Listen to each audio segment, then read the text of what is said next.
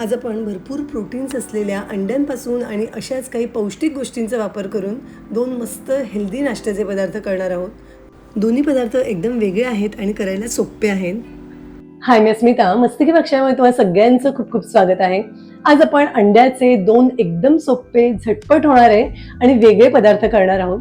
आजकाल ना प्रोटीनची जागरूकता खूप वाढली आहे आणि कारणही अगदी बरोबर आहे. कारण आपल्या शरीराच्या स्नायूंच्या बळकटीसाठी, ताकद वाढवण्यासाठी आणि वजन नियंत्रणात ठेवण्यासाठी प्रोटीन अगदी गरजेचं असतं. आणि अंड हे उत्तम दर्जाच्या प्रोटीनचं सगळ्यांना परवडेल असं आणि एकदम सोपा स्रोत आहे.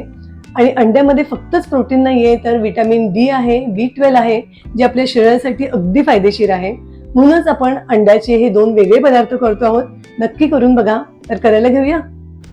तर सगळ्यात पहिला पदार्थ करण्यासाठी इथे मी 4 अंडी उकडून घेतली आहेत आणि याचे 2 भाग करून असे कापून घेतले आहेत.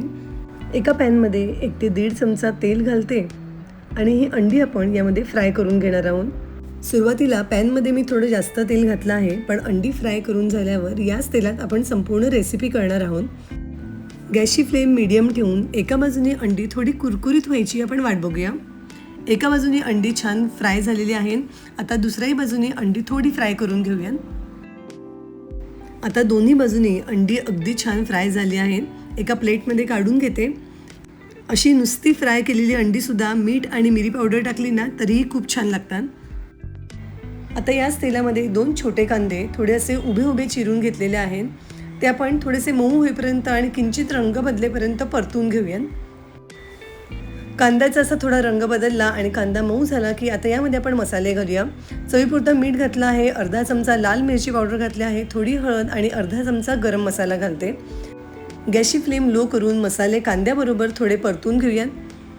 मसाले थोडे तेलामध्ये परतून झाले की यामध्ये आता उभी चिरलेली 1 शिमला मिरची घालते, 1 टोमॅटो बारीक चिरून घेतला आहे तो घालते, यामध्ये 1 बारीक चिरलेलं गाजर घालते. आता गॅसची फ्लेम हाय करून भाज्या 1 मिनिट परतून घेऊया.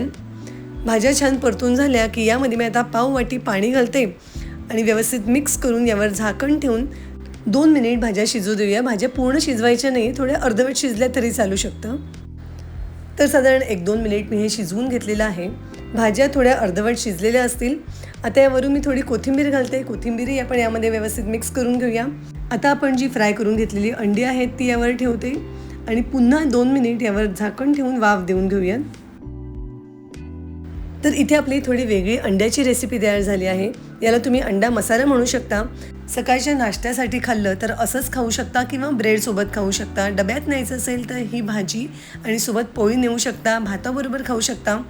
एकाच वेळेला अंडी आणि भाज्या खाल्ल्या जातात, त्यामुळे अगदी पोटभरीचं होतं. एकदम हेल्दी रेसिपी आहे, त्यामुळे नक्की करून बघा. लगेच वळूया आपण अंड्याच्या दुसऱ्या रेसिपीकडे.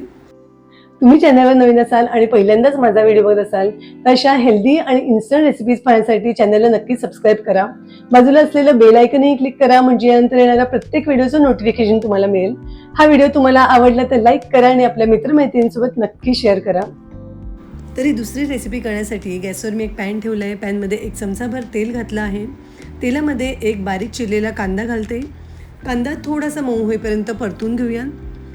कांदा थोडासा मऊ झाला की यामध्ये 1 बटाटा असा पातळ स्लायसेसमध्ये कापून घेतलेला आहे तो घालते.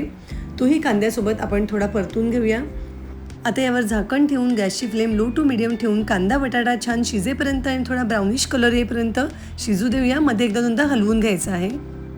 तर साधारण 5 मिनिट शिजवल्यावर कांदा आणि बटाटा दोन्ही अगदी व्यवस्थित शिजला आहे आणि आपल्याला हवा तसा मस्त ब्राउनिश कलर याला आलेला आहे. आता यामध्ये मी 1 वाटीभर बारीक चिरलेला कोबी घालते. कोबी आपल्याला खूप शिजवायचा नव्हता म्हणून मी शेवटी घातला. कोबी यासोबत आपण थोडा परतून घेऊया. कोबी परतून झाला की यामध्ये मी आता चवीपुरता मीठ घालते, अर्धा चमचा लाल मिरची पावडर घालते, थोडी हळद घालते आणि हे मसाले आपण या भाजीमध्ये व्यवस्थित मिक्स करून घेऊ. आता इथे मी फक्त कांदा बटाटा कोबी घातला आहे, पण तुम्ही गाजर घालू शकता, मक्याचे दाणे घालू शकता. आता एका बाउलमध्ये इथे मी अर्धा वाटी बेसन घेतलं आहे.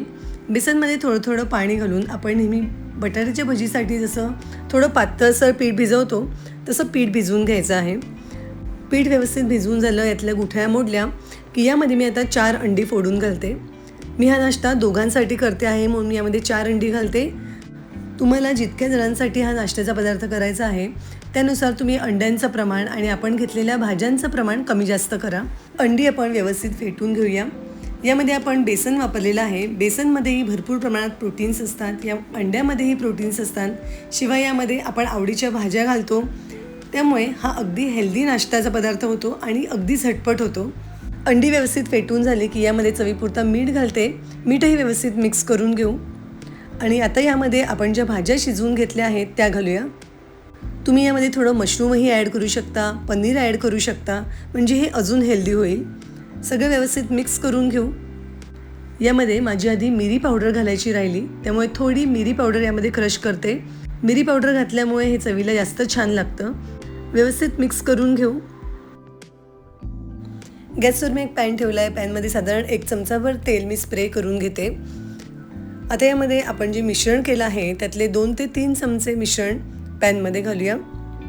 आपण नेहमी ऑमलेट करतो तसंच आपल्याला करायचं आहे, पण यामध्ये आपण भाज्या घातलेल्या आहेत त्यामुळे हे जास्त पोटभरीचं आणि हेल्दी होतं.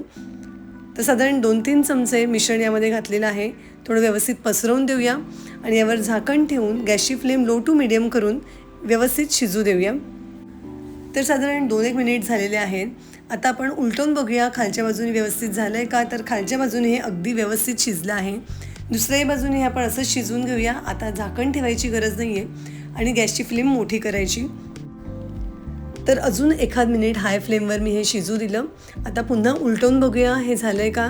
तर खालच्या बाजूने अगदी व्यवस्थित फ्राय झालेलं आहे.